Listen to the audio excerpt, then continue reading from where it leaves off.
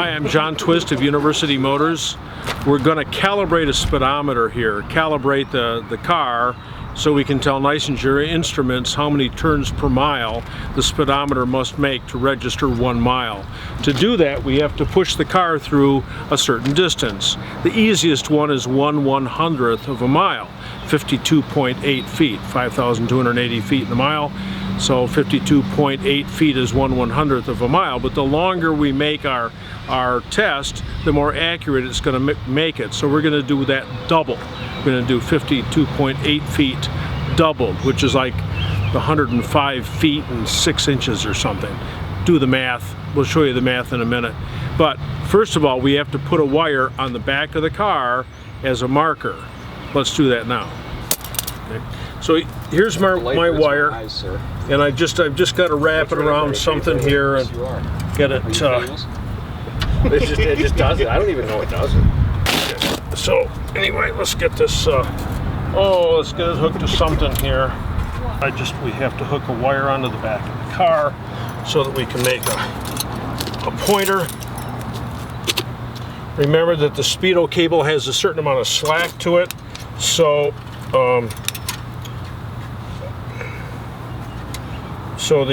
I'm just going to wind it up, I guess. The Speedo cable has a certain amount of slack to it, so we have to start the car from well behind where our actual starting point is, so we account for the slack.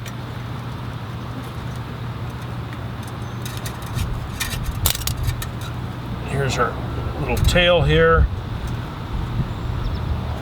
and make this as accurate as we can. Kurt's going to be the driver, if Kurt can get in, and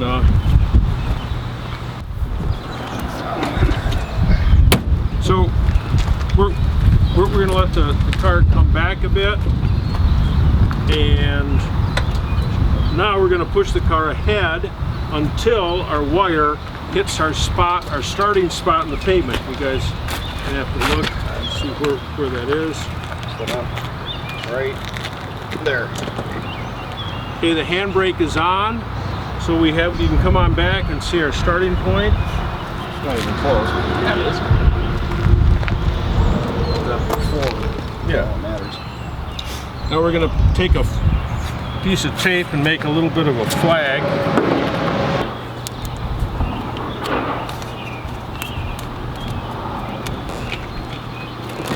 And we're going to set our TDC mark at 0. Okay, so Kurt can release the handbrake and you guys can push us up to 20.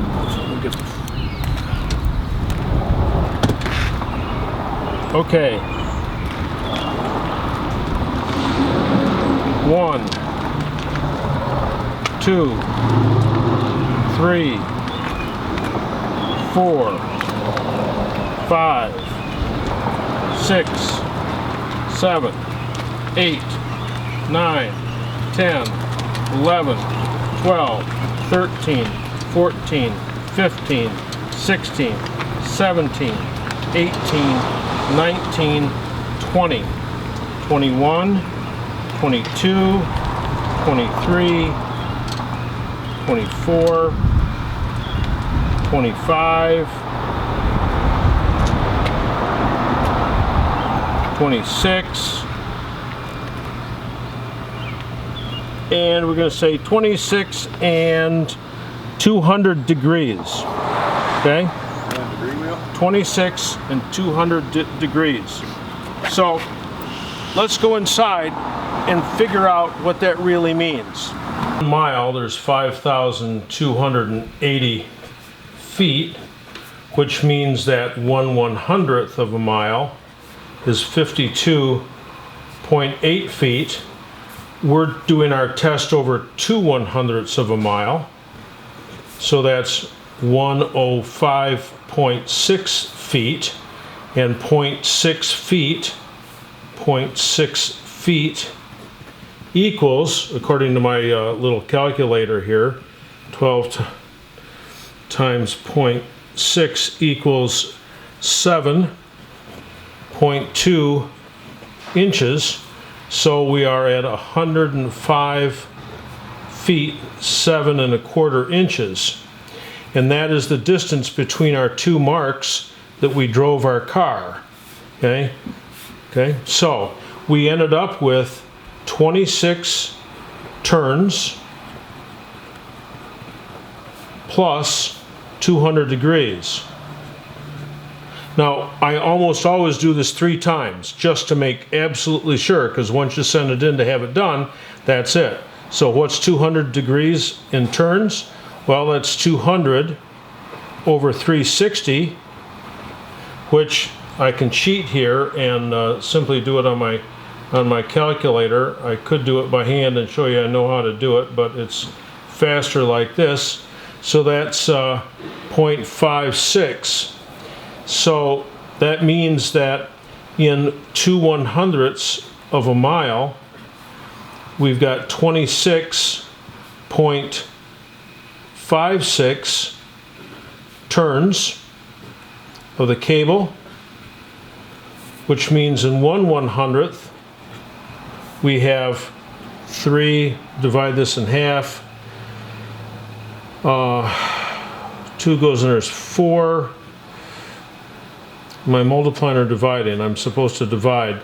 So 2 goes in here once, 3, 2 goes in here twice, and 8. So 1/100th is 13.28 turns, or 1 mile equals 13.28 turns per mile that our Speedo has to make to record 1 mile of elapsed distance and to read at 60 miles per hour if we deliver that 13.28 over the course of 1 minute. This is the number that Neisinger Instruments needs so that they can make the correct change on the Speedo. Let me show you one. So this comes out of my own MGA, in which I have a 3.9 diff, an MGB differential. Our figure that we came up was 13.28, but there are only so many gear combinations you can come up with, but Neisinger can come up with a 13.30. So this is off by 2. I mean, it's less than 0.1%. So all those mathematicians among you, it's not less than 1%, it's about 2%. But anyway, 1330 is what this thing is clocked at, and so it will read accurately going down the road. Now, do you want to take this 1330 and use it for your application because you've got an MGA with 3.9 diff? Well, maybe you want to do that. But let me tell you, what you really want to do is test your car, because your car is being tested it's your tires, your wheels, your differential, okay? It's your car. So the Speedo that you get back, and I keep suggesting Neisinger Instruments, there are other instrument companies in the United States, but you want to send this thing off and get it calibrated to your car. This is especially true with like T-types or something, where you can have a range of differentials. You can have a change in Speedo gears.